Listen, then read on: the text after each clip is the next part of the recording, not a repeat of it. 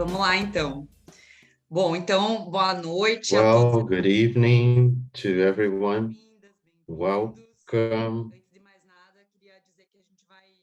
I would like to say that we're going to start the recording. I'm going to ask your authorization, your consent, so we can start recording.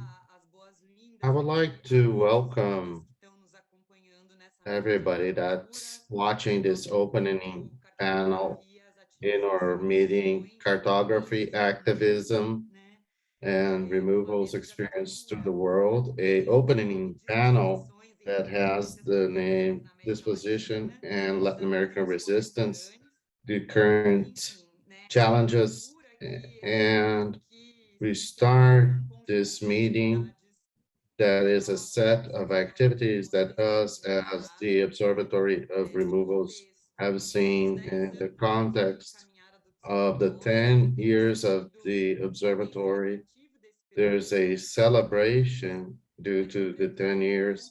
Above all, it's a meeting that is a starting point, a sharing of reflections, of readings, of the bets of this moment that we have lived with political conflicts, very specific ones, where we all believe here that thinking together is the only possible way out. I would like to welcome everyone in this meeting. This opening panel happens today with our guests, special debaters. I'd like to thank very much for your presence on behalf of the observatory, and we will continue tomorrow. I'm going to explain the workshops that we have tomorrow, but this is our event. In this opening panel, our objective is to debate these theoretical and methodological challenges to understand this moment of production of space and cities that brings, without a doubt, some inequalities that are produced for some time in our society, but some new things in terms of conflicts that are sets, the agents, and the processes that we have seen. So this is the invitation that we should think together and debate paths, possibilities, and bets in the future possible. How this panel will happen, it's the following way. We send to the debaters that I will introduce a few questions to stimulate them. Please feel free to mention the questions and answer them as you wish, but we have elaborated some questions and I will invite one by one to talk based on the questions that I will share with everybody that's watching the meeting. After the talks, there's a moment for debate with the help from people that is the webinar and through with the questions from the chat. Then we will return to the debaters and we can finish the debate. So I wish an excellent dialogue for all of us. And thank once again our guests and thank some institutions that were important to support of the event, especially Foundation Rosa Luxemburgo, Institute Pólis, and the Pro-Dean of Research and Development from the University of São Paulo. So with no more delays, just a moment. Those that want to listen to the talk in Spanish, we have translation to English and Spanish. You just press on the interpretation button, then you can listen in English and Portuguese. You click on the globe on the bottom of the screen, then you can choose English, Spanish, or original audio? Perfect. So to start, I want to invite Raquel Rolnik, professor from the School of Architecture and Urbanism, coordinator of La Cidade, coordinator of the Eviction Observatory. She is authors many works, and she's produced and reflected a lot. To start the talks in this first moment, and considering this recent reflection by Professor Raquel, what we thought is ask that you would speak a little bit about the possible relationships between financing of housing and the constructed spaces in removals and popular settlements. How do these processes they cross each other, and how we can think in these two movements of the space together or as a mesh? So, Professor Raquel, please feel free. Hello, good evening to you all. Thank you so much for this opportunity to reflect together. I would like to say that it's unfortunate Natalia Mendonça at the end of her pregnancy caught COVID. She has a fever and she could not be with us today, but she is here as a reference. Well, what I will try to put here is a bit of a general panorama signing that, yes, we're talking about a new colonial power that doesn't have a flag and a face, but occupies the territory, transforming the landscape and transforming ways of life. I will call this a neoliberalism that is digital financed. I'm sorry, it's a long term, but I cannot summarize it in another way. Actually, this new, this transformation, this colonial power, it brings new meanings about an old story of dispossessions and extractivist occupation in Latin America, which is one of the peripheries of capitalism where we are. And this historically, this model of dispossession, this old story, mobilized historically the law order to define as legitimate only the bonds to territory based on the model of individual property that's recorded to the abstracts, signs of records, and stigmatizing and criminalizing also the others that is not the registered society in the books. And the modern way of exploiting the territory and subjugating the territory or nature, they are broadening the accumulation and exploration of capital, these logics under the rule of law of the bond of the only model of property, what is what constituted our order. But we are here referring to transformations that are more recent, that articulate changes in the economy of jobs, Uberization, circulation, accumulation in its relations to the state with, and this is an important element, the material destruction and symbolic of the good of well-being of the state and the times and ways of digital economy. Digital economy, this space time, this dictatorship of algorithms through which capital is extracted, mobilized, accumulated, and invested in bets of future value. It under interest to who made how the space has a central space in the direction of the concentration of this concentration of capital through the process that we can call titularização.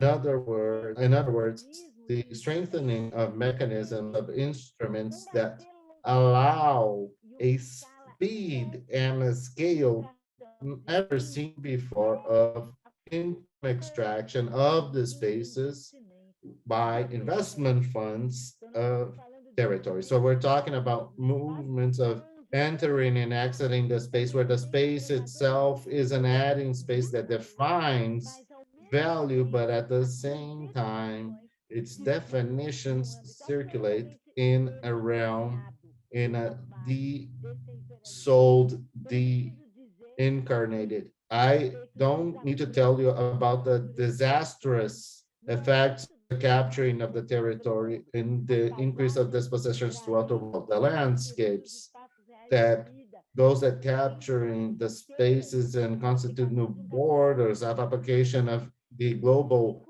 capital and getting away from the real needs and pure humans. We have to compete for the places in a true war with transnational flow of capital in which we are also pushed and we make pacts, and it's the public, well, our public pensions, uh, financial, real estate, and global capital. Now I will land in popular Latin American territory, those that are fruit of this session since the migration from the rural areas to the city, from the traditional spaces of life to the urbanization process, but also from the habitat transmission permanently negotiated with the state, with its normative apparatus and repressive power and its management by politics that's clientelist. Here also, we are talking, we are saying, we're talking about the rooting of a model that's excluding that I just referred that operates from transition, permanent transition, and full citizenship and the neoliberal era. We also produce, and it's not only with the threats of evictions due to the opening of new borders for corporations, for financial real estate, and its landscapes for income, but also transforming the ways of life, the dimensions, material dimensions that are symbolical and go habitat. Here, I will conclude with some elements so we can understand this restructuring. First, after 2008, the financial real estate crisis, we have the financing of housing 2.0, which is rent as the new border of this, the emergency of corporate landlords, our Airbnb digital platforms, and the transformation of housing as a service where this is time. And here, always mobilizing public policies surrounding this issue that will induce an open space for this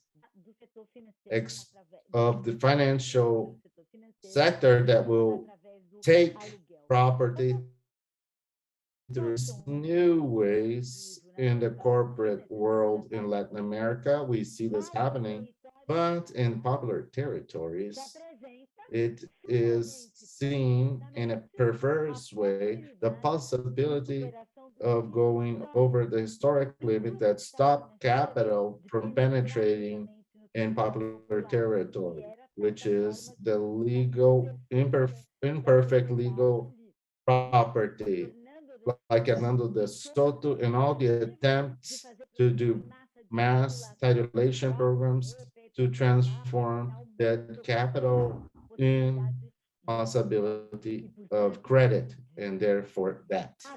Now, to be able to rent the space, since we don't need proof of property that's recorded.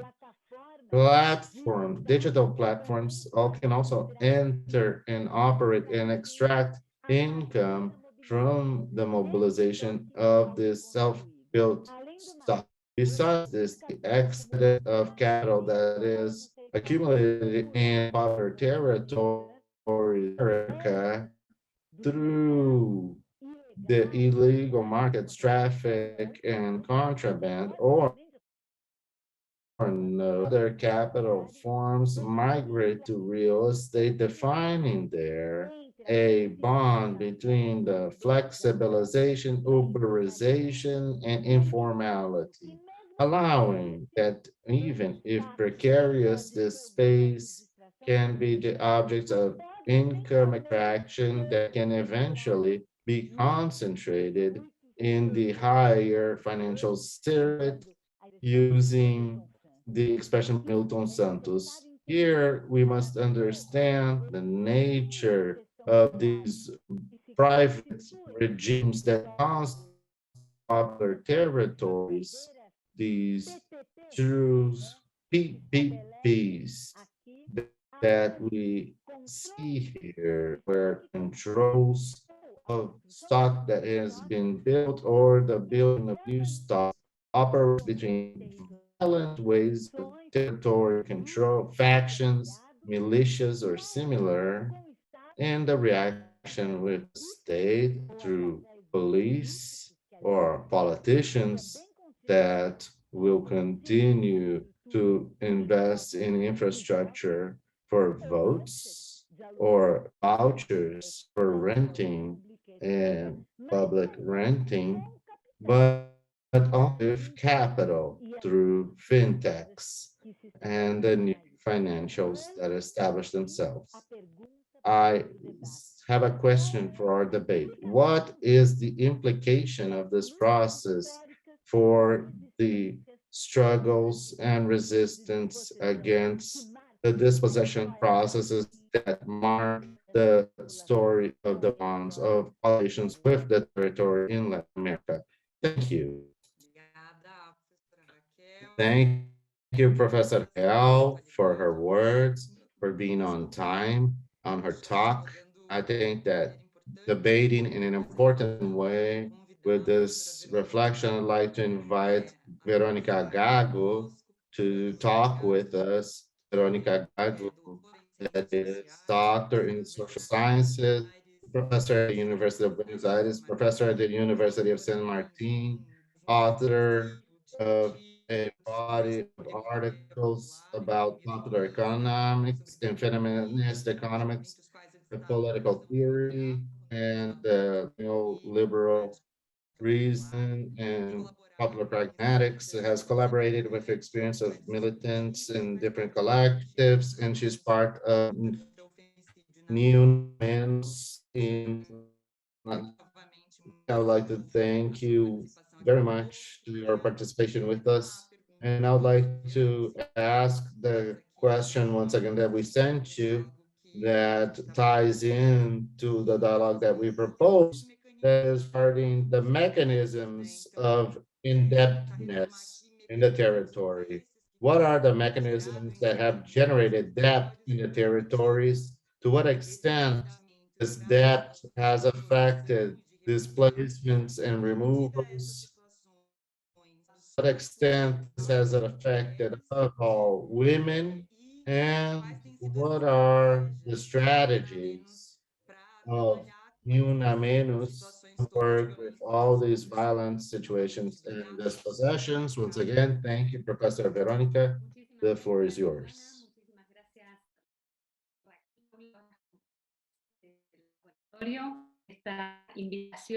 Thank you, Joanna, Paula, and all the colleagues.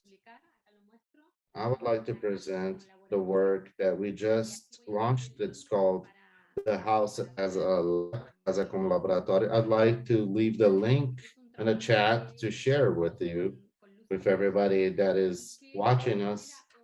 It's a work that I did with Lucy Cabachero.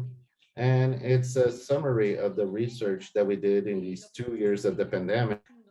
And on one side connects to what we were working about, financialization of the day-to-day life and understood and analyzed effective, setting a few precise questions. Why that is pointed to women, specifically why women's home, why women are the protagonists of precarious economics, and that somehow control a versatility between productive spaces and reproductive spaces, spaces from the streets, the home, the bazaar, and informal work and salaried work and social benefits. This is a work that we were doing. Why we have financial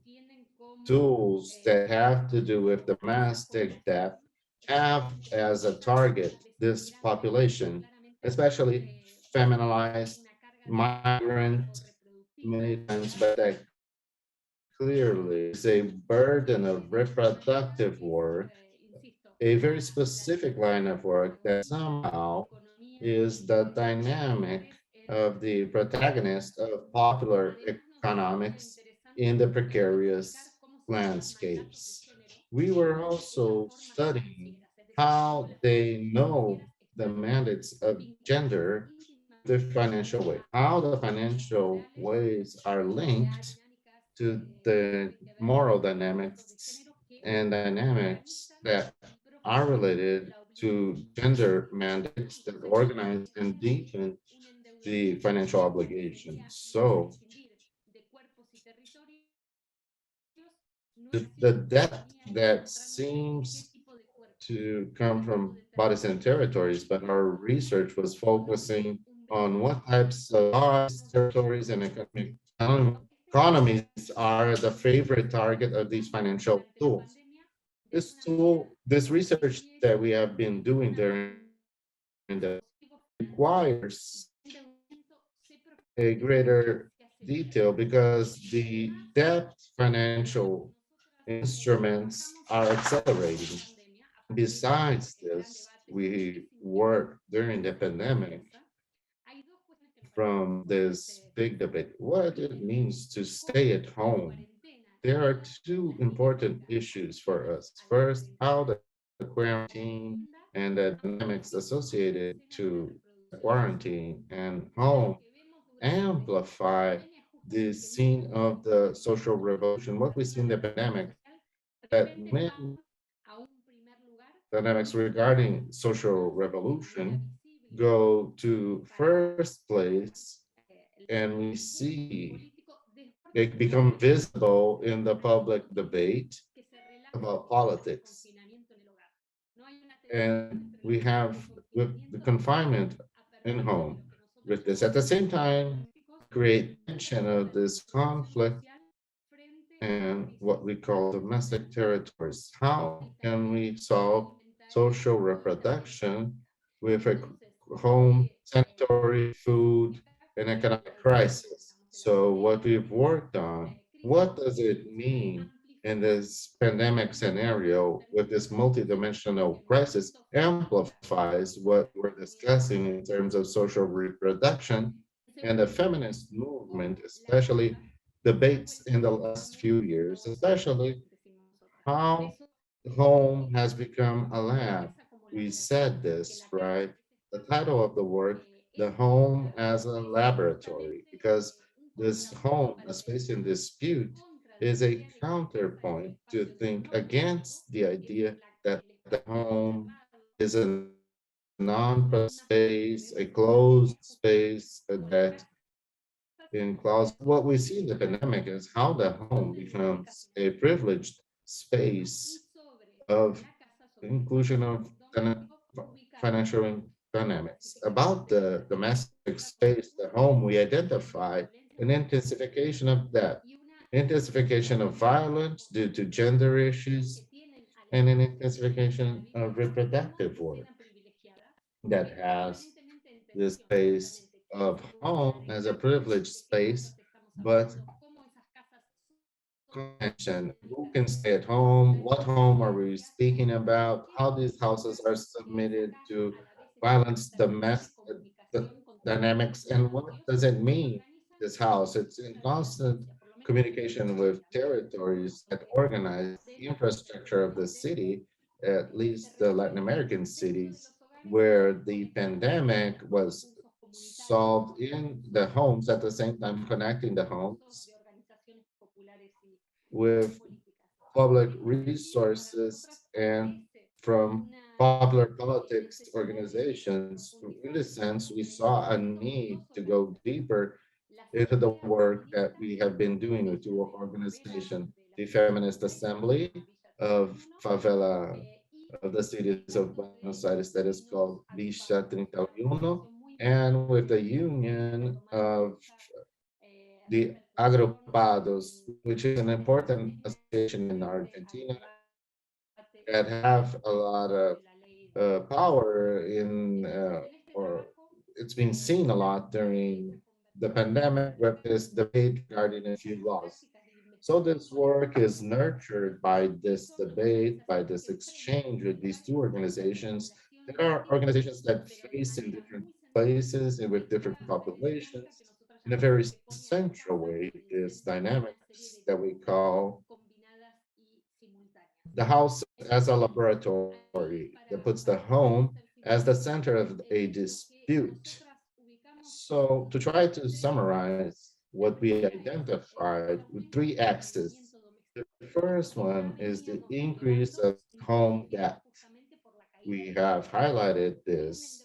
This is intensified due to the lowering of income and domestic indebtedness that we see is for social reproduction. Indebtedness to purchase food, medication, and for emergency expenses. It's a debt that will increase once the rent become another source of debt. During the pandemic, many families created debts so they wouldn't be removed or evicted. So housing in rent becomes another source of debt with the lowering of income. Another second issue is how do we reorganize and intensify the dynamics of work and reproduction work of care tasks there with the emergency of a lack of public resources, lack of production for we have an increase of reproduction where have the greater depth and facing this reproductive workload must get into a higher depth, and this produces a paradox. The higher the workload, the higher is the depth. This creates a situation. And finally, an identification of real estate speculation in the formal and informal sectors due to different dynamics in the formal and informal. What we see is an increase of real estate speculation, higher debt, higher reproductive workload, and higher speculation in the formal and informal sector. This creates a triangle that puts the home as a lab in the center of these financial dynamics that contradict the idea that the home is a place, as we discussed, that there isn't a production of value, where paid or not would be in terms of value production. So we can all this is the mission that has to do with the analysis that we did during the pandemic, which is the inclusion of new technologies, financial technologies that are Raquel mentioned. We have an analysis with me and another colleague, another work that was published already where it mentions the form to obtain income, emergency income that were offered for critical situations from population in Argentina. This was the half of the economically active population, calculating what was the population that was in situation during the pandemic.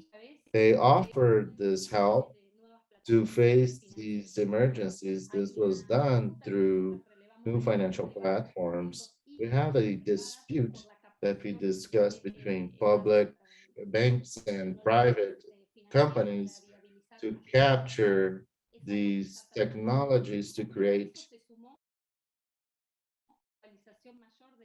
social help, and this virtualization of transactions of purchases. And what we saw is that these financial platforms open channels, increase their borders to new dynamics. With this digitalization, we have a higher number of interactions through the phone, for example. So for many, they would see without even them knowing credits that they would receive when they click to pay for gas or electricity bill. So we see a dynamic of inclusion of homes through phones done through these new financial platforms. In this sense, and I will conclude, it seems very important to put into the dialogue, Raquel, how colonization happens of land and home in parallel of social reproduction dynamics to see how these mechanisms happen, the connection between the mechanisms of dynamics of colonization that would be a financialization of reproduction of life that cannot happen without a general impoverishment that puts that as a solution with the lack of resources, of income, of precarization of work, and how this is related to dynamics of colonization of territory. What I would like to say, a new line that we believe can be strategic is how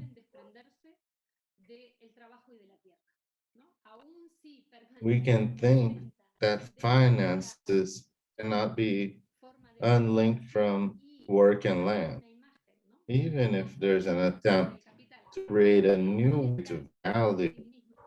We have a new topic way through capital, which is we don't need more than ourselves to self-value. What we see is that there is a link with the work to the land. So how we can see the circuits that finances want to erase because they produce a abstract and complex tools, or what they do is to know the way that their devices land in some bodies and territories. This debate of how we can make visible the circuits is essential. I think that I've finished in my time. I have other topics, but I will leave this for later.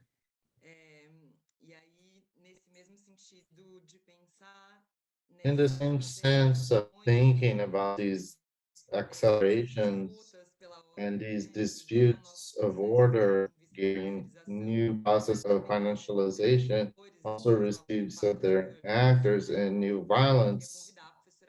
Ways I'd like to invite Marcella Araújo to speak with us. Marcella is a professor of the Department of Sociology from the University of Rio de Janeiro, and coordinator of Urbano and City Studies.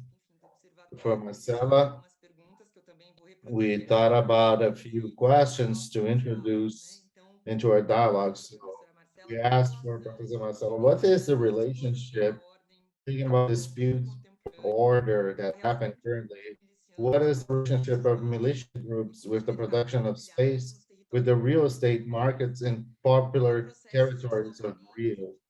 Are there displacement or dispossession processes being carried out by the group or as a consequence of territorial dispute with the factions?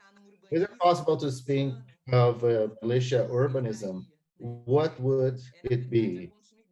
It is continuing the same dialogue in this moment that we are discussing.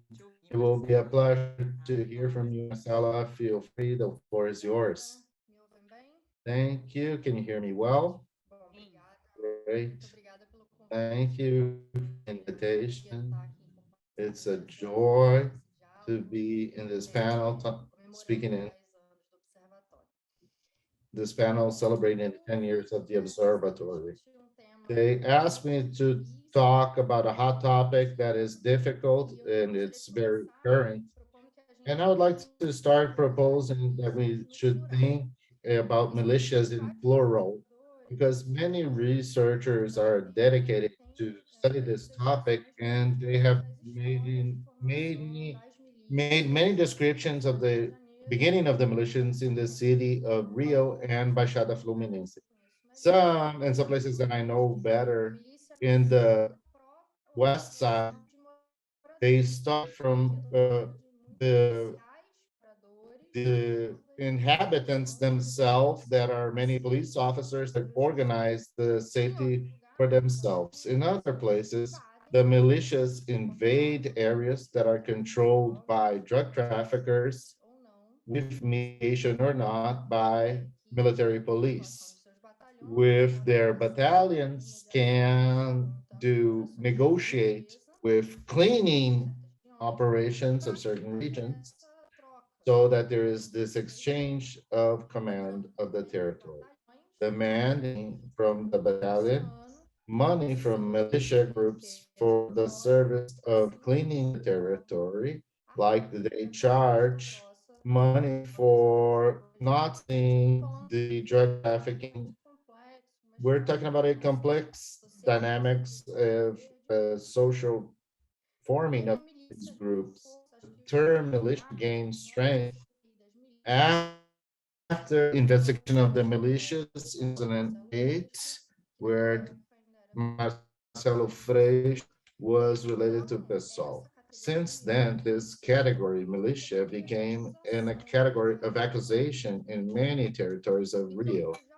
So I've heard a talk of a deputy president association of the people in this territory. We don't have militia, only in Campo Grande, talking about another neighborhood in the west side where they have a Liga da Justiça, a model or organization of militias that was very much seen by the investigation. Here in his territory was an area of police, and we need to pay attention to this self-identification. We're talking about police officers that live in the city, that produce in the city, managers of the city.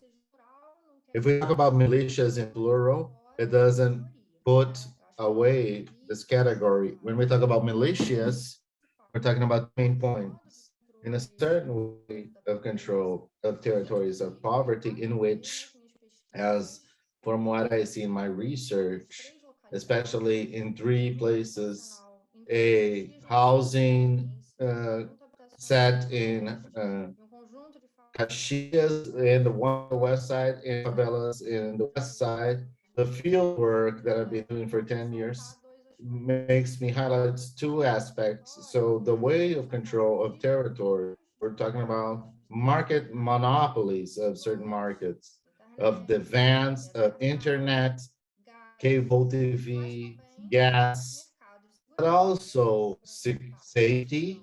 They demand a safety fee from the businesses or the inhabitants, and real estate control.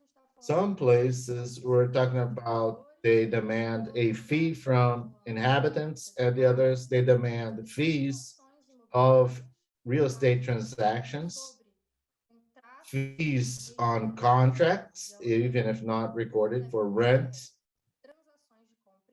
transactions, purchasing transactions.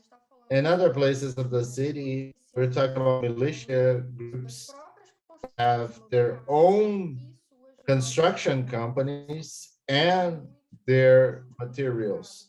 Multiple markets that are dominated by militias, monopolized by militias, that create a new order in the city, a new way of producing and managing the city. But besides talking about militias in plural, we must discuss removals in plural. The removals or displacements in Rio activate many memories of housing policies that go back to the beginning of the 20th century.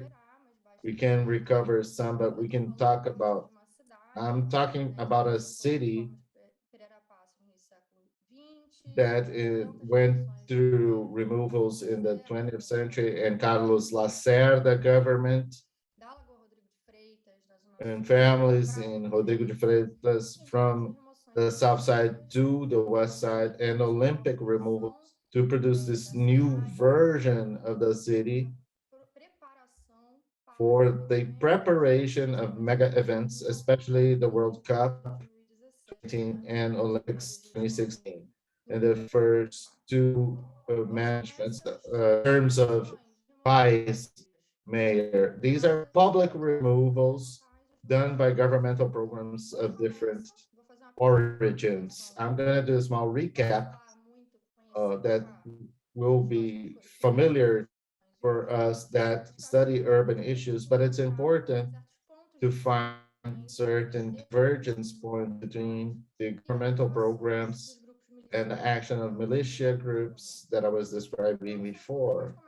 Public displacements in different areas to they're preserving the justification, more or less legitimate. The announcement comes after the amount of technicians, photographers, and the start to register the families and define the removal. So the state does compensations for the families that will be removed. They will receive a value for the house that will be lost, and they will be have an assistant purchasing. They will intermediate the purchasing of a new home in exchange for the home that will be lost, and in exchange, the exchange of the removed home by a unit, a home, or an apartment in a housing project. I am describing these removals. This excites the real estate market locally in different ways. People get engaged, they anticipate many times, they're afraid of the removal and the loss of their homes, and they go to another place. Some other families get in debt, purchase a home to be able to put themselves in a better position when they change to an apartment. Other families are expelled from their homes so that people that are linked to the militias and drug trafficking will occupy the homes and can access the home in a new housing project. So we have different situations, and the people, one way or another, end up participating. They have to participate in real estate transactions. This is a convergence point, the way I see it, between displacements and many of the expelling practices that militia groups have, that they practice as a way to manage the real estate market and formalize. We're talking here about leaderships linked to the local population organizations and drug traffickers and public power agents that engage when they announce the removals and when they register the families in a series of transactions, and they impose a series of transactions to many families that face this announcement. about their homes. With this, in my research, I have seen that many militia groups use these public removals and displacements, and they see these three modes of compensation that government programs offer the families. They use this to act on the real estate market and expand their areas of control. When they start registering the families, they can create the doors and the bridges to access the housing projects, where the transfer of families, allies, people linked to them to the new apartments or housing projects, when they elect the people to manage the new housing projects, and once they control the managers, they start charging fees for security.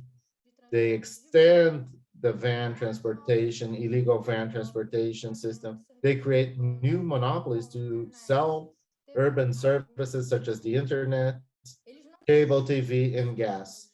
Militians don't arrive. Those that could follow these last few years, they don't come after the removal to occupy space that were left open in the absence of the state. No, they participate in the negotiation during the public removals.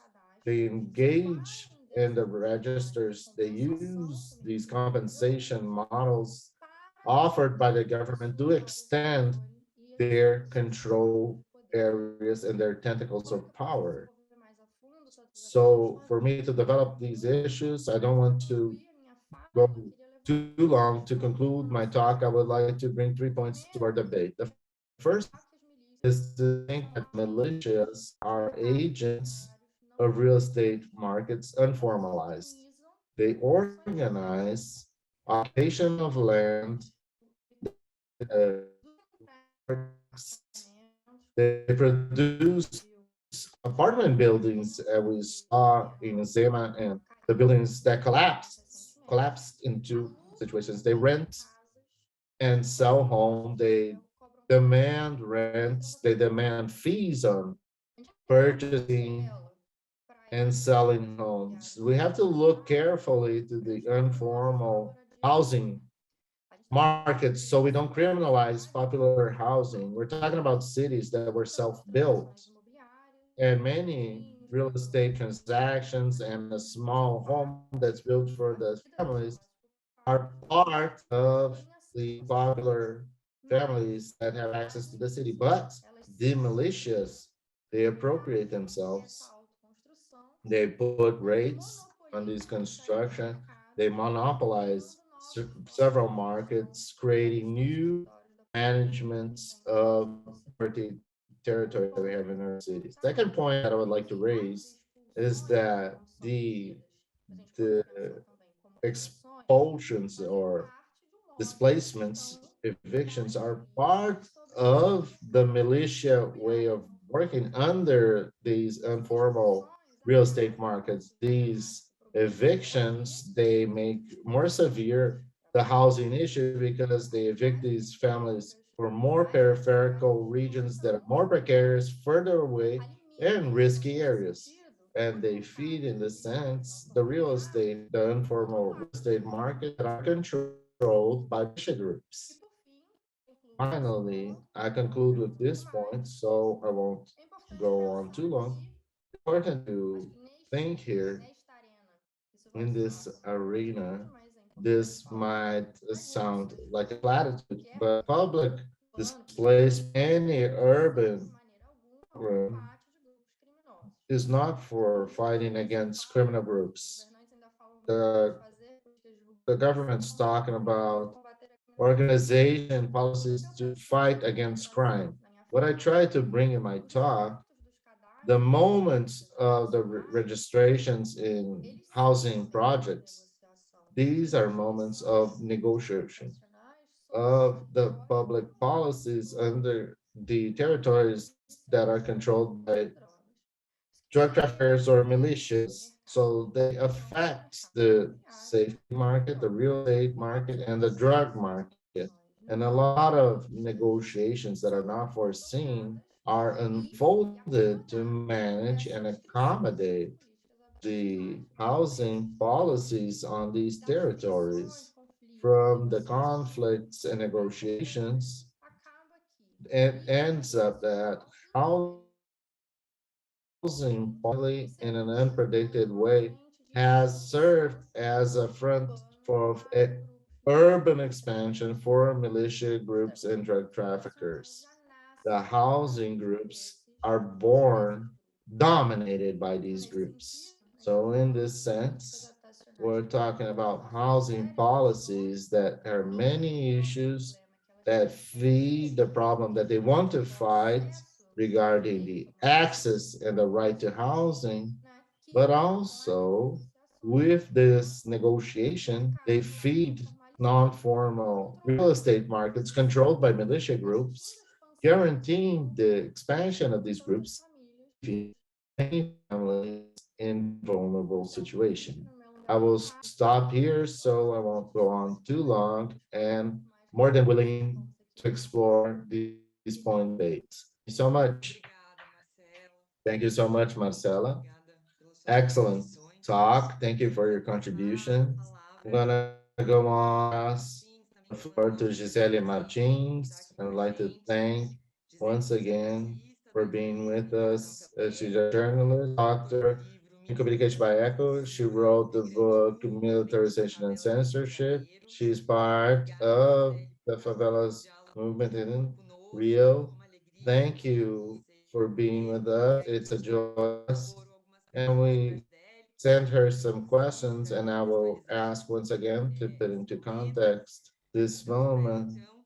So we asked her in the reading that she has done, the work she has done, is she changes in the pattern of militarized occupation of the state in popular territories of and if these changes, to some extent, they receive which form of occupation, if they are influenced by groups, and what occupations they do, and what's the resistance to this process, because they are also in another moment.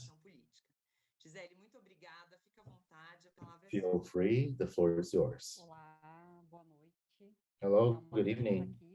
It's a joy to be here.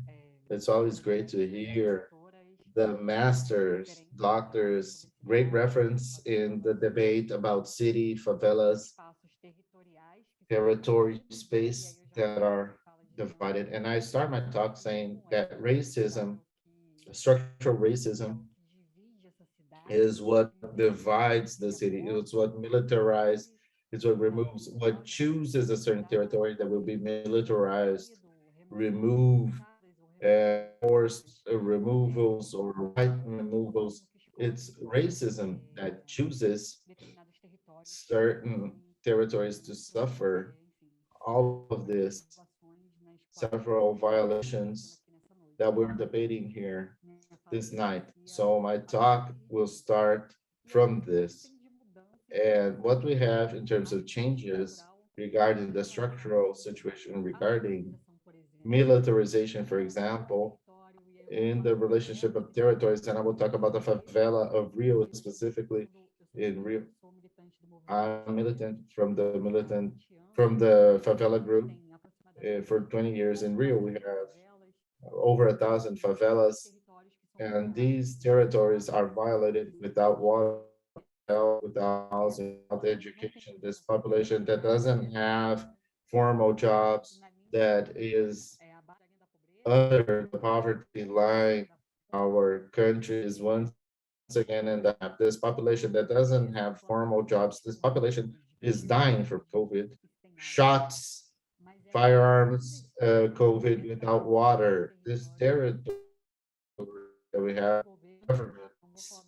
I'm gonna not talk about one government, I'm gonna talk governments in plural that choose this territory to be militarized, that spends public money, doesn't invest in education, and talking about the difference in terms, doesn't invest in health, doesn't invest in housing, doesn't invest in water, and but they spent public money in the policy of militarization. Then I have an image and talking about an image of the helicopter, a bulletproof helicopter, that when they do an operation in the favela, they don't make a mistake where they're going to shoot. If I live, I live in the favela, a set of favela from Maré. I have never seen the Caveirão, and I don't want to see, but it's never shot in Avenida Brasil. It never makes a mistake where they shoot. And I'm going to talk about the territories that they choose to militarize.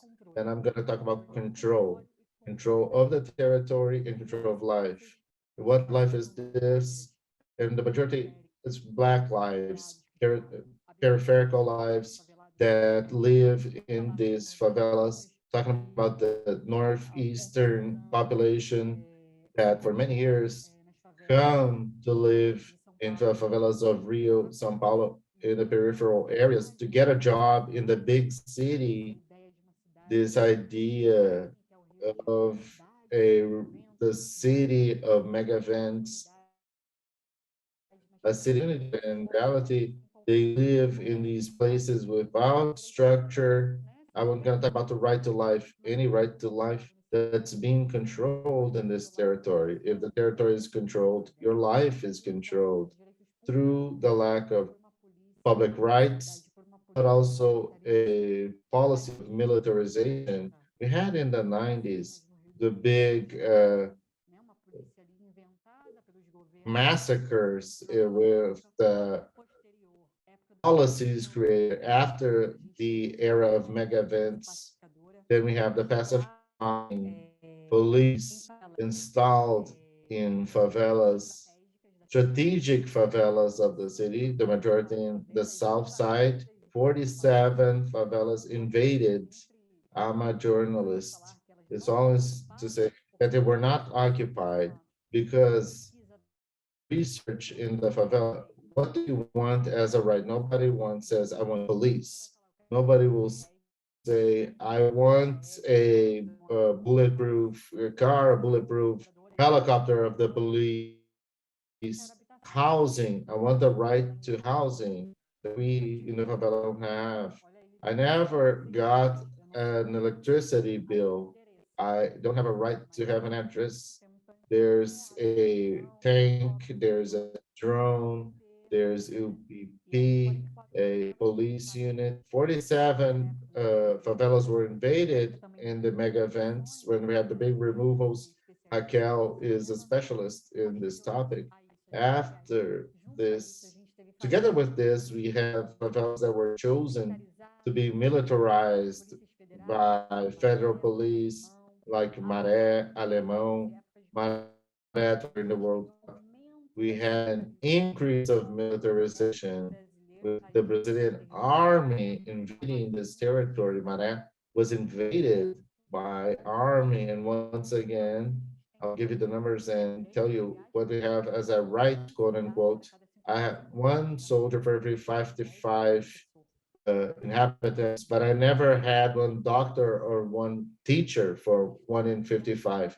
In my story of life, I had one soldier for every 55 inhabitants. I never had one doctor or one professor or one teacher. I didn't have a doctor, social assistant, or one nurse for every 55 inhabitants of Bela. Our population is 100,000 inhabitants. This is very important data to see once again the control of life and control of territory. I'm talking about the favela territory where we can broaden our scope to indigenous areas and rural also, and urban occupations of urban buildings in peripheral areas and favelas and the big centers that are militarized also. In Maré, we had this big, we had removals with tanks hitting homes. We had the arming in the place of teachers in schools. And in 2018, what we have, Maré, was a big laboratory of a militarization project. 2018, we have the entire Rio with the army. And once again, what are the territories that had tanks in 2018? It was not Copacabana, it was not Gavia, it was not Leblon, it was not downtown, and it didn't have to be, it cannot be.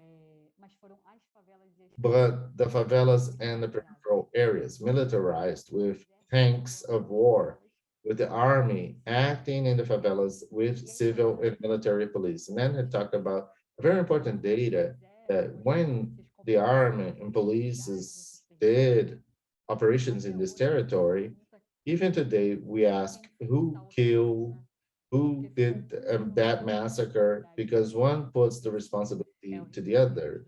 This is Rio from 2018, when we had the coup and Maré, President Maré was allowed. 2018, we have the entire militarized Rio. Today, we have our entire country militarized, independent territory. But who's going to suffer the most with arrests and massacres? It's a place where the majority is rural, Black, Indigenous, Quilombola. And to talk about Rio, to finish my talk, I've been over 10 minutes, is to talk about this Rio that once again is thinking about an election and with extreme right in power and is thinking always about the game of winning the elections. The fake news companies change, but there's a public policy for security, for militarization of the favelas. It's not public security. Maybe they have public power because they're not murdered. You don't have to be murdered. But I would say that in favela, we have a policy of militarization, and with this militarization policy, that state governments in Rio win the elections. The idea that we are pacifying or solving a big problem that is from retail and drug trafficking. The problem is here, city, we're solving a problem. This problem is me. This problem is my brothers. This problem is the youth, the Black youth that is dying, that is imprisoned, that it doesn't have a job opportunity, that's out of school, especially in this transaction moment of a almost not a pandemic, but it's still a pandemic. Then to talk about an integrated city as a new public safety model is being implemented in the favelas of Rio. Once again, the governor of Rio want to win the election with a militarization politics. And the current government comes with the big massacres in Rio. This year, actually, the current government has 4 massacres on its back in 1 year. And these are the bloodiest massacres in the city of Rio. 29 people murdered. This would happen in the 90s, in the 1990s, right after the military dictatorship. And in this democracy that we are not sure if we live or not in a democracy because the favela never tasted this.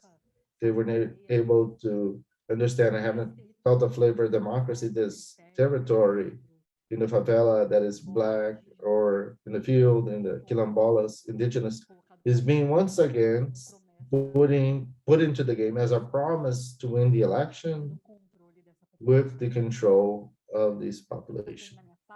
So to finish my talk, I would like to say that this militarization model, it's not only local, and we're talking about Latin America, the polices, and this is a global, the military police are learning from Israel. The drones in Rio come from the same companies that are in other Latin American countries controlling indigenous quilombolas and the people that are fighting for the land and for the land, for water and for the land. The way to kill is the same. The cameras are from the same companies. The bombs use gas bombs and used in 2013, 2014, the mega events are used in Mapuches by the police. They are in Palestine. They're used in Mexico, used in Colombia. The way of killing, the way that George Floyd was murdered, it's a military technique used by the Israeli army against the Palestinians that was used in Brazil. The police shooting against the eye of a reporter last year, Pernambuco, is a way that they could, in Mapuches, Colombians, Palestinians, in many other countries of the global south. So there's an internationalization of this militarization. There are companies that are making money and governments that are making money with our debts and the control of the territories. This is what I had to say, and thank you so much. All of that. Thank you for your talk, for being with us. So now we finished the moment of the talks. Now we go to the questions. I said in the beginning that we were start with the questions that we had in the chat. I received 3 questions and I propose that I will show these first questions, then we go to a second block. Is that okay? I know Gisele has to leave at 7:30. I can see that. So I'm gonna ask you first. I'm going to hear from Gisele, so then she can answer and leave. She has another event. So we have 3 questions. The first question from Rafael Borges. He says, about specifically to Professor Marcella to comment, if possible, more about the negotiation between the militia and the state once they're doing the registry. He wants to know how these negotiations are composed, the formal movements, how this formal movement or registry is done. The second question from Fernanda Gonzalez, and she wants to ask, especially to Veronica, if it's possible to talk about the role that the state has to manage domestic debt together with financial capital. She says, it's very enriching to hear from all of you. Veronica, this question is asking specifically about the state, how it acts as the middleman with financial capital for debt. Maybe Veronica froze, but I can repeat this question after. And finally, this has to do with the talk of Professor Raquel and Gizele. Isadora Guerreiro is asking, how do we think about the resistance? We have all this context that rebuild intrusion of conflicts in the home, like Veronica said, and the situation of militarization and militias. All we think about collective process in controlled territories. I think it's in fact a big issue to think about the futures that we need to think about. So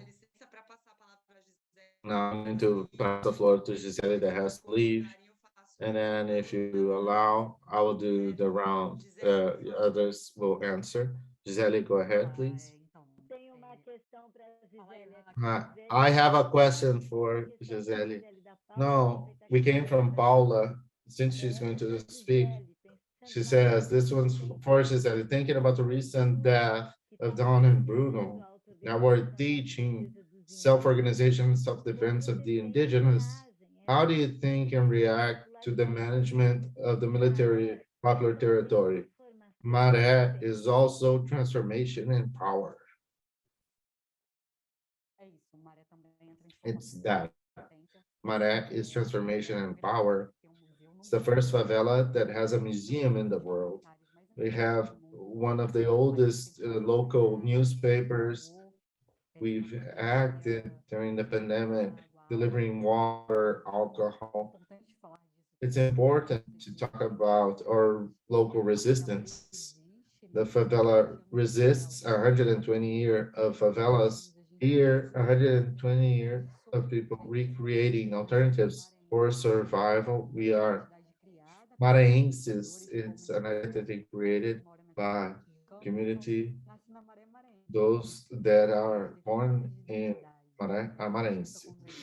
We fight against removal, dispositions, militarization, and there's internationalization of the struggle against racism and apartheid. It's important to talk about resistance. I'm very happy with this question from you guys. We have been connected to different movements and favelas and communicators with movements that are struggling in Latin America and the global South against companies and these governments of death. We have researching companies. We have tried to foster research that put us in dialogue, that put us as protagonists of a narrative for life against genocide, against racism, in favor of life in territories. We are incentivizing this. We are trying to make this a memory. It's very important to make our struggles, the attacks, militarization, our struggles as memories. We are building 6 years, the Black July, an international action that connects favela movements in Brazil, connects the Mapuche population, connects Colombians that fight against militarization of territories, Chileans, Argentinians, the South of the United States, Palestinians, Israeli, also pro-Palestine, Indian, many countries in contact, so we can connect also a big model that we use. If the states, the terrorist states internationalize racism and apartheid, it's our role to fight against militarization, racism, apartheid, for the right of life. And for the right of life, Mapuche is not the other. Mapuche is us. It's the Black youth in the favela. It's not the other. We're fighting for our lives. I'm fighting for my life. I suffered censorship in Mara, and I became made this censorship a book, the fight for freedom of speech in the favela of Mara. If other writes about me, I can write about myself, but I cannot write alone. I think this connection that we have here is important. Favela doesn't walk alone. We need everyone that's here in connection to our struggle, because we are in a very vulnerable place. We are in Brazil, all of us are currently, but we need to connect more and more in the struggle. Thank you so much for this opportunity of being here in the opening of the 10 years with you. Thank you so much. And I want to have more contact with you learning also. We would like to thank you, Gisele. So now I propose a round, because we have questions that talk about the three talks. I will follow the order. I'll go to Professor Raquel, then Veronica, and Raquel, is that okay? I'm sorry. Can you go to Veronica and Marcella, because there are questions for them. I can talk in a second round. Great. Veronica, there was an issue with your connection during the question. I don't know if you heard it. The question is from Fernanda, asking you to talk about the role of the state connecting with the financialization moment.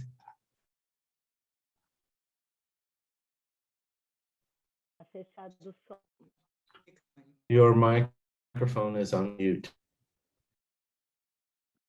Muchas gracias por reponer la pregunta porque se me cayó internet 2 veces. Bueno, en el caso I had an issue with my internet twice, and the link between the state and that, we must think about the semiology. Here, I'm working from that moment. Argentina, we established this link between the ways of banking, of the aid and state resources. When there is individualization and banking of the social aid, this happens for 10 years in Argentina. The issue is how this banking of aid will create new dynamics. So in a certain moment, it's for popular consumption. So this bankarization and this link between subsidies and aid feeds a popular consumption pointed to some consumption goods. In another moment, when an economic situation is more critical and has to do with political cycles between the progressive governments and the defeats of the progressive government, and where the government goes to the right wing party. During Macri government, we had new debt with the the international debt. This consumption will change, which is not for goods consumption, for social reproduction. This change has to do with political cycles and the means of consumption that have different targets and different political moments. In the specific case of the pandemic, the last context that we analyzed, the questions that we would ask me, Lucy Caballero, was what does it mean during the crisis the state wants financial inclusion? We have a context marked by an acceleration of financial a situation that's responsible for poverty and removals or evictions or displacements. They want to negate a social structure. When we talk about inclusion, this is the question that we ask for the public policies. The second question, this aid, this help, bankarized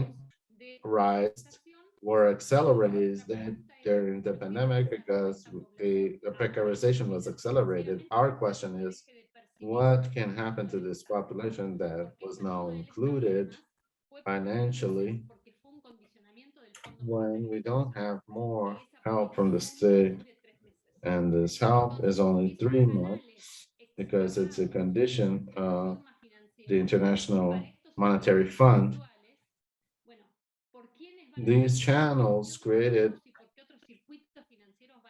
for this aid, specific help,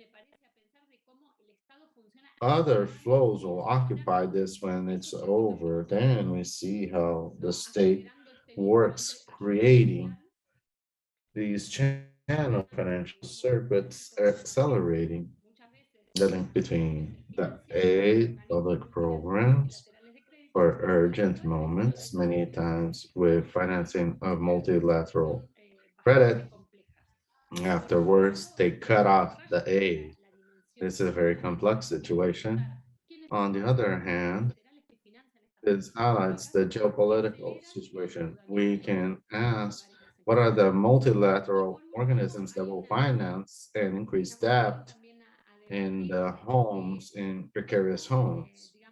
And there's another issue that we must discuss, that is how the states try to leave the crisis with the policies that have failed, like inclusion, financial inclusion programs, like the figures didn't exist, but they are done in worst conditions.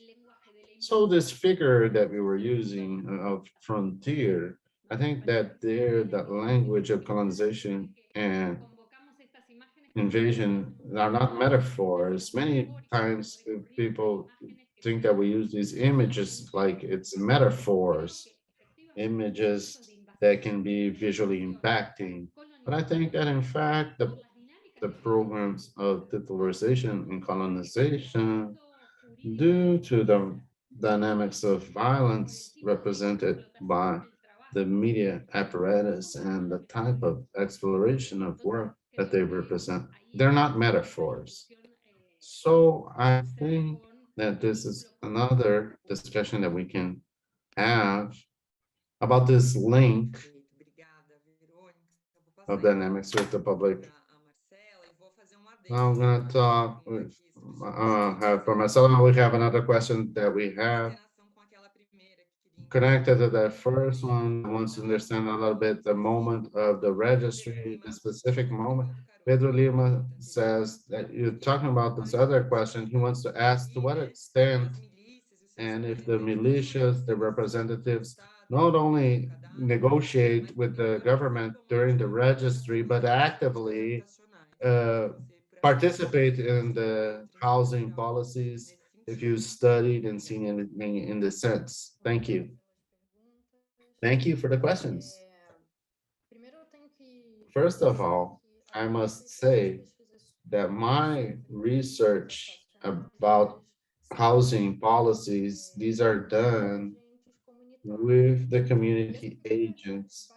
And this figure is quite interesting and but peculiar because in many cases, these are inhabitants, they have a gender that's marked, women that live in the favelas, hired to act as agents of the state. There's a specific story. I'm not going to go into too much detail, but when I go to field, I do this with these women, and then we can understand the complexity that they face when they're negotiating with the local powers, recovering a talk that we hear from the community agents. What is their work?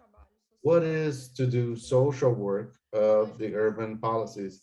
They recurringly say that while the state, they lie to the population, but they, as the inhabitant, they suffer from the lies. They live this paradox, moral dilemmas, political dilemmas that are dramatic. We must say this, that it's from these people in vulnerable positions that they work in public policies, they find work. These women, they negotiate when the registry is done. First, it's very important to highlight that the negotiation helps at that a violent moment. The use of police power is always in the horizon. To avoid violent conflicts, they and drug traffickers and militias organize different fronts. On one side, they negotiate in the registry the names, the women's as the owners of the pen. They record in the paper, in their spreadsheets, the names linked to militias, so they will get apartments, houses. Some cases they negotiate also who will be the manager before the removal of the families. That's mediated by community agents.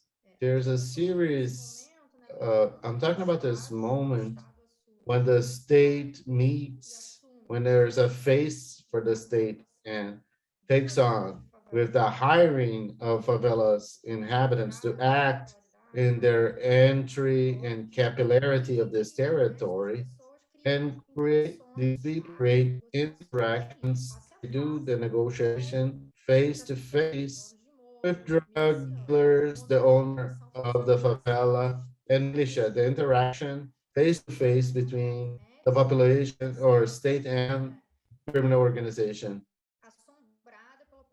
They're always haunted by the use of strength. But what do they do in this negotiation? One possibility is this: to negotiate the registry of people linked to militia or drug trafficking so that they will gain an apartment and a home. In this way, they have a certain profit when they do the removal. Another possibility is to negotiate the design blueprints of works. And then I can talk about the second question. It's not that the militia and the drug dealers sit down and draw, but in these meetings, in these encounters with the community agents, they can redesign jobs and the construction job site, like putting businesses in to change where they will install so that the electricity doesn't come goes to the place where they sell drugs. This negotiation that involves the community agents, engineers, technicians from the government, and the stronger figures of the militia or drug traffic, they have these meeting moments when they renegotiate the work and the policies will be reduced in another way. I think that in this sense, we can say that they act negotiating the policy. Besides this, this is another important point. Many of these militias and the president of association linked to militias organize spaces for discussion with politicians, mayors, sub-mayors, employees from state bureaucracy to see the impact of this work on this territory. There's public hearings, but we have political arenas that are particular. We have a series of different negotiations will be done that will unfold on the life of the community and the favela. I think that this is the configuration of power in which the state presents itself in a fragile way because they mobilize the community agents that live this dilemma that I mentioned before. And to them, there is delegated this huge responsibility of negotiating these adjustments so that the people that are will participate in the public policies and urban policies will be adequate to the markets that are controlled by drug traffickers and militias. So the demand is in this sense. They need to look at this micro acting of the state through social work, the ethnography of social work. So I'm going to finish here so I don't take the time. Thank you so much, Marcella. There's one last question from Verónica. I will ask this question and then I will give from Raquel to finish. Is that okay?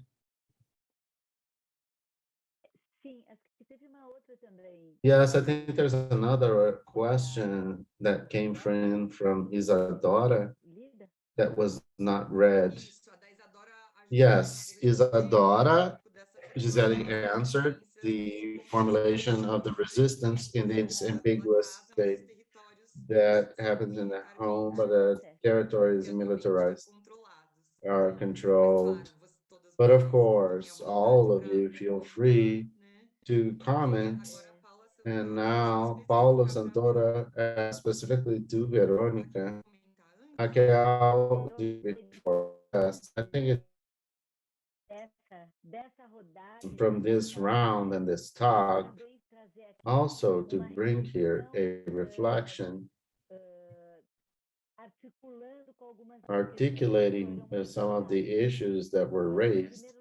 I think, first of all, we have very present here the state, the central role of state in these circuits.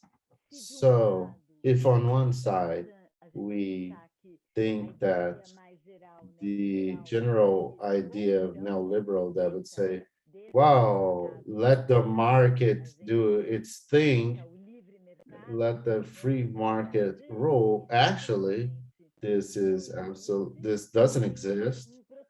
And there's a protagonism of state in the constitution of the process of debt, very clear, as Veronica showed answering the question that was asked, but in the way that the housing policy presents itself, I would like, in the way that the public policy presents itself, bringing here the examples of the registry brought by Gisele, sorry, by Marcella, but also bringing the examples of militarization control that Gisele brought. That also operates in this constitution of a territorial control that's stigmatizing. But I would like to bring a third dimension, bringing the dimension of the state and public policy. I agree very much with the dimensions that were set here, but there's a third division that was a bit brought by Marcella, but seems to me very present in these consolidation processes. That is the dimension inside this process, the dimension of the negotiation of the improvements in the day-to-day of popular territories. And I'm not talking about removal, I'm not talking about new housing projects and opening of a new space. We're talking about the consolidation of the spaces of popular spaces that many times start off from removal processes, previous removal processes, many times start from actions of the ones that were expelled from somewhere else that constitute a new occupation from, and to be able to exist and to persist, also negotiate permanently with the state and with the sewage and water department or environmental police in the control of environmental protection area, or with civil defense in an area considered a risk area, or with all of them simultaneously. This means that in the constitution of these spaces, there's a presence of the state in the same political arenas specified that Veronica mentions, their presence in the day-to-day of this articulation, because the existence and persistence of that place will depend, and on its side, I like to bring another element here, which is the politics. In Gisele's talk, they win the election with a safety policy, and the safety policy is the invasion of the favela of popular territory, military, and massacres, but they win the election doing the transaction of these goods. And then I ask also for all that are here, in which way the world of politics more and more nurtures itself and self-represents itself through these processes, and how this contaminated uh, politics and the ways of political representation, and asking what type of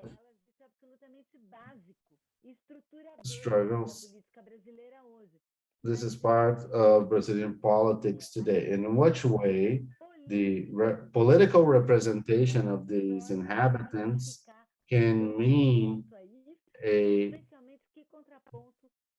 and what is possible in a logic of territory structuring that's dominated by fear and the fear of dying. that's structuring the way of life of this territory. Perfeito, obrigada, Raquel. Perfect. Thank you, Raquel. Uma outra camada. This really brings a new layer. Pouco mais de We 10 have a little minutos, bit enfim, para encerrar. more than Vou fazer 10 então a última minutes to pergunta que finish. apareceu aqui I have one last para question here Verônica, e aí a gente for faz uma rodada de Veronica. considerações Then finais. Pode we ser que have a vocês tiverem final alguma coisa consideration para round, comentar and you feel free to comment as you Verônica. Quem wish. perguntou foi a So Rosa. Veronica, Paula Ela Santoro perguntou is se, asking, ela disse is que a gente asking tem the following. trabalhado She says na that we crise have worked the habitacional effects on the e a housing redução crisis, e da the dificuldade do increase pagamento of dos rent, impostos, and how entre difficult. outros, como um novo And endividamento. there's E like the vocês new colocam cap, claramente que and também you são put processos de clearly these remoralização are da família, re-moral process in the reestabelecendo os family, vínculos reestablishing afetivos the morais. links to Queria moral que falasse dynamics. mais sobre o que é essa I want you to remoralização de tell família more what is the e dos vínculos remoralization of the próximos family and e juntos how you morais. build these Assim, moral você faz uma ponte links or entre a bonds. You do an problematização important da moradia, bridge between o the challenges endividamento of e a housing, organização da vida that, que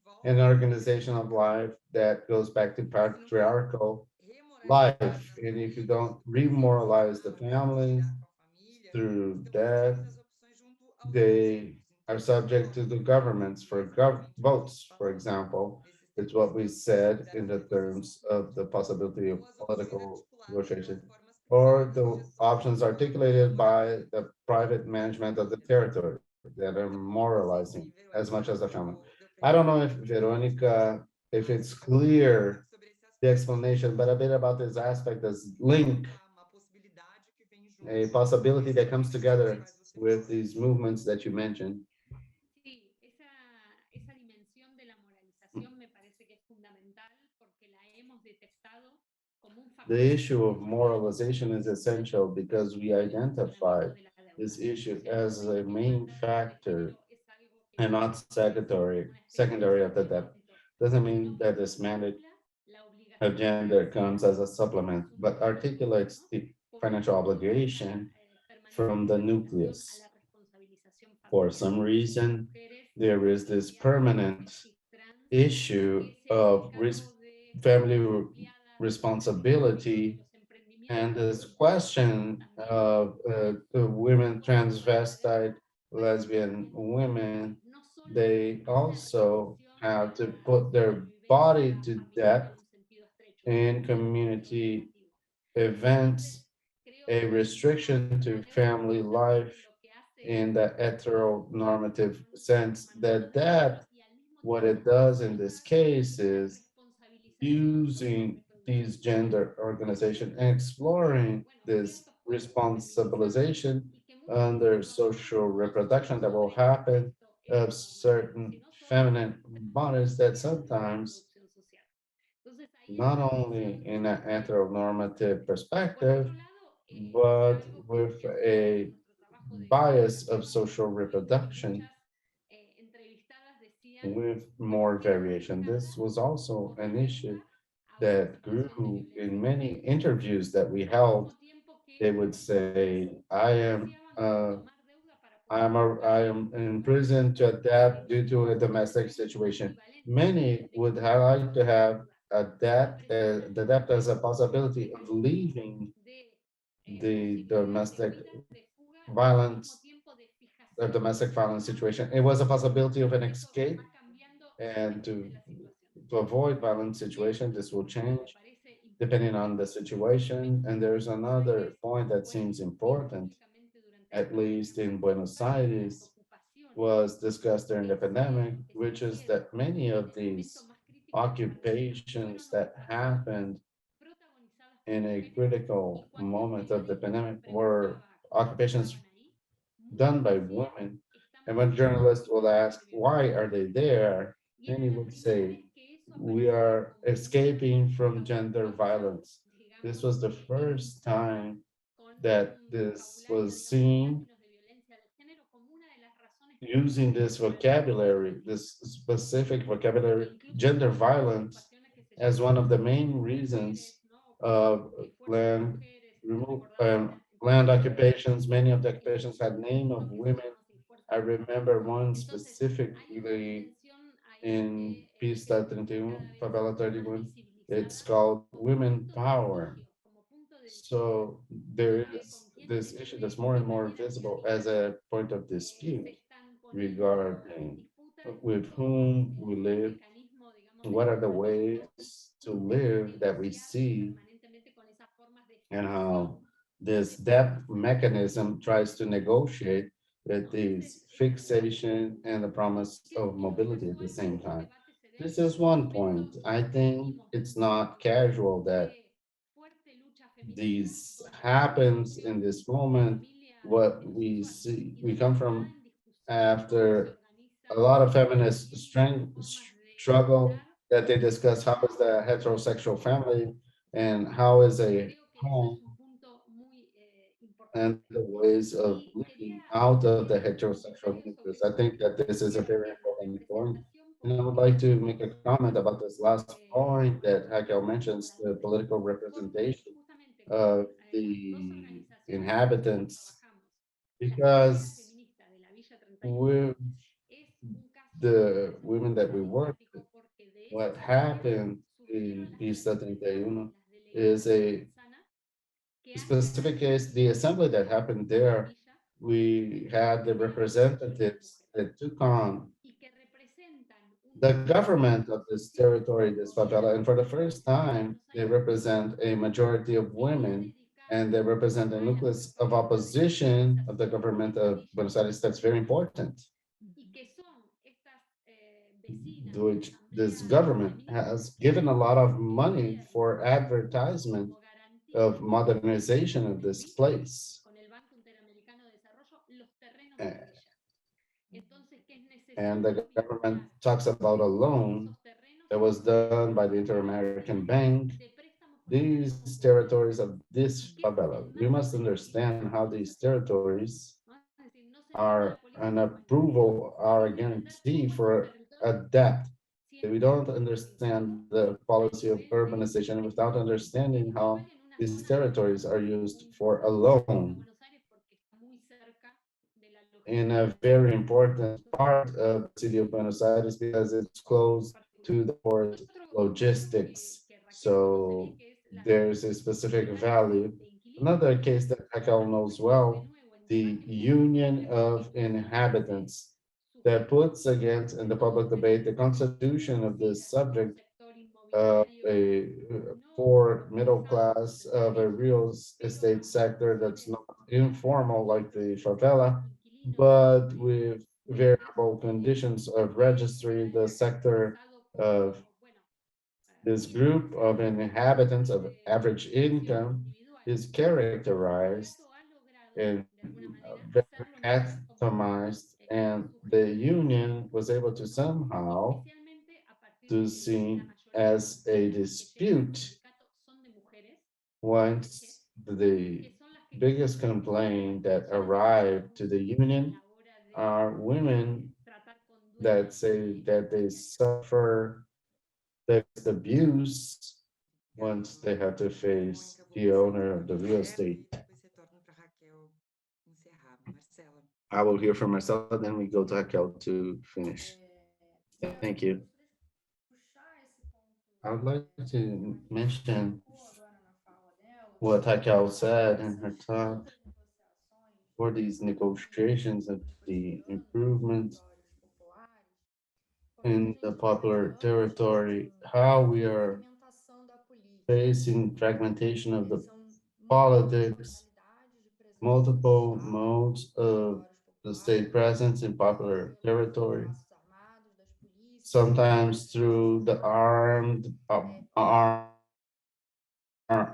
or the police, or seen in arrangements with companies and banks, sometimes presenting itself through social work, sometimes strong, sometimes weak, multiple modes of state presence that strengthen, in other moments seems to be weakened. The dilemma that I talked about community agents, it draws our attention to a process that has mobilized myself a lot to think that it's the mercantilization of community work, how they transform community work in a work market that puts the inhabitants in a very vulnerable situation. Have community agents that have different work relations with the state. Some are public servants, some are social movements, but we also have community agents that goes to the co-op in the 90s, community agents that receive salary from NGOs. You have community agents that have non-formalized have salaries in social companies that started to do social work for public policies. It's a complex universe in which to be state an inhabitant simultaneously gives you that moral dilemma, political dilemma that is anchored in work situations that many times are fragile, that put these women with great political and social responsibility, but with fragile relationships that have to maintain their jobs as community agents, their links to the state, and face the onus of negotiating with the inhabitants and actors and militias. There's a point that I mentioned. This configuration seems very important to think about this mode of state presence in the poverty territory. We have the political arenas that we mentioned that were created with public hearings, but to go together with Gisele, we should highlight the political arenas that are created by the inhabitants that are resisting, even in controlled territories. These are incredible experiences of arenas that are created inside the favelas in a removal process. I followed a few cases that do a front, they create a space for discussion, the right to the city and housing in parallel to these arenas created by militias and presidents of associations of the inhabitants. These are supra-local political arenas, alliances to universities and many other favela movements to exchange organization strategies, exchange mobilization strategies, exchange communication strategies, alliances with urban social movements that are broader. There's an effort that despite the control, finding gaps in local administration and promoting debates in defense to housing, defense to the right to the city, and creating bridges out of the territory, reminding how these issues are huge being faced specifically by these inhabitants. It's a scenario that seems the source, the state shows itself fragmented. So we have different political arenas to debate, to discuss. And the unfolding requires a lot of research to understand fully. The consequence is the weakening and fragmentation, but there is an effort to sew it together by favela movements, and they are impressive to go resew bigger networks, bigger webs, bigger, go beyond the territory, deterritorialize the issues when they're treating with the fragmentation promoted by the state. Thank you, Marcela. Raquel, your final words, so we can go to the closing. Wow, I just want to thank you. The presence of Marcela, Verónica, and Gizele on this panel. My wonderful, excellent. They put in our face issues. It's this talk about, oh, the problems, it's the essence of the state in the border territory. Well, it's absolutely clear the nature of the state actions of public policies, that also in public policies, how it can or not be appropriated by this renewed circuit. It's also very important, the examples set here of resistance and the scale in which it was set.